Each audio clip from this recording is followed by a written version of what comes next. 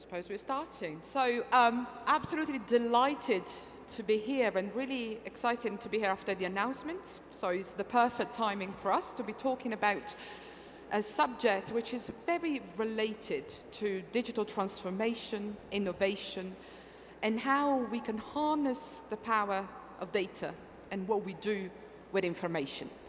And this is a moment where we're really talking about harnessing data. We know the incredible potential that we have with data, but this is also a time where 120 countries all around the world have enacted or are enacting privacy legislation and are addressing a lot of concerns that people have around how data is handled and how data is mishandled. And we know that if we want to transform as organizations, a country, we really need to build on people trust, because when people trust services, cities, AI products, and whatever we do, with that trust, we can really make sure that they're happy sharing data, they're happy, and we're all happy as organizations and countries because we can harness their data. So I'm going to start actually from the smart city side of things. And just where do you think we're at the moment? In a situation where people want personalization, people want efficiency, especially with the pandemic, we've seen how we want efficiency, but at the same time, people all around the world start to have greater concerns around the handling of the data, the ethics, and the wider concerns about information. Do you want to start? Yeah, thank you. First of all, I'd like to say great to be here with the esteemed panel here. Great to be representing NEOM, right? Based here out of the KSA.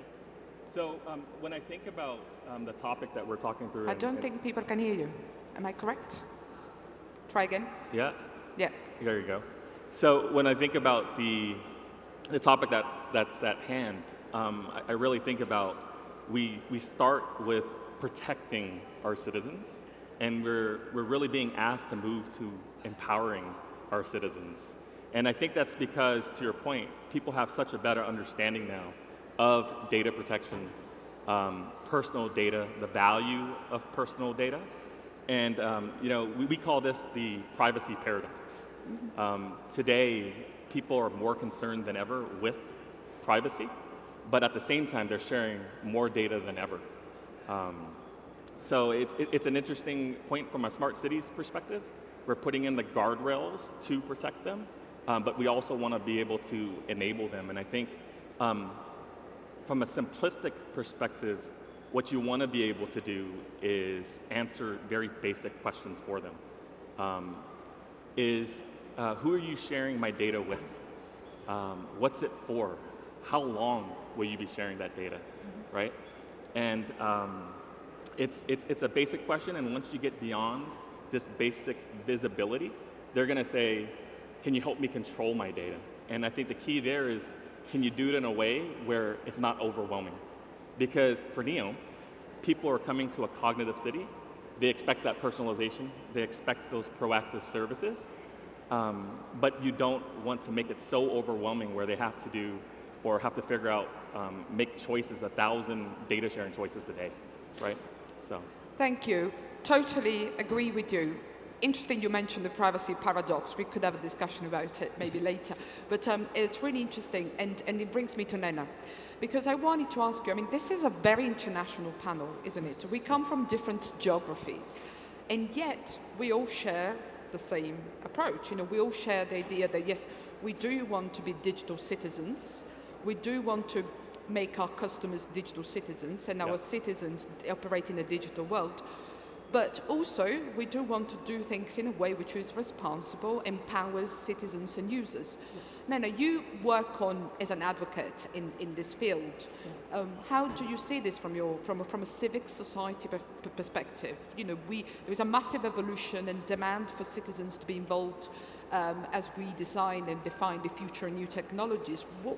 What is the approach from your perspective? Thank you once again.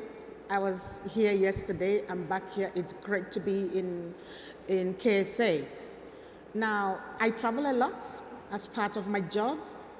I have about 6 apps related to COVID and COVID tracing. The one from the country I live in, the one that everyone has downloaded if you are to be here. I think I've got the one from the UK, the one from Switzerland, and one from France. And every country I go to, I leave a DNA sample because they take samples from my nostrils or something for PCR test. And I'm leaving all of my data in that country. This is what it's become last year and this year. And so I'm sleeping in Africa, but I know that there are parts of me scattered around the world. I mean, biological data and digital data. And so that's a concern to me. As someone who works mostly on the World Wide Web, that's my organization. I've been working from home or remotely for the past 18 years. What I see is that most of my work is done online. If you go to the Web Foundation website, all my data is there. If you go to Wikipedia, they've got information about me. Almost all of my life is online. And that is a source of concern, not just to me as an activist, but also to my family, because I have been threatened physically. I have been harassed online, and that harassment has gone offline. The one that is frustration. So one is biological data going across the world. Second is what Sue says, we don't know who's handling our data, but there's a point of frustration for me as a citizen. It is that when I give data to the traffic office, and I give data for my passport, and I give data to the police or to the municipality, there is no communication, and I have to do the same thing over again. I was thinking that by giving my data to the government, it will make citizen services easier, cheaper, and more profitable for me. But that is not the case. So that's the summary of what I see. As a citizen, where my data should be helping me, promoting me, I'm not seeing it. And then where my data should be protected, I'm not seeing it. So I'm walking between the devil and the Red Sea.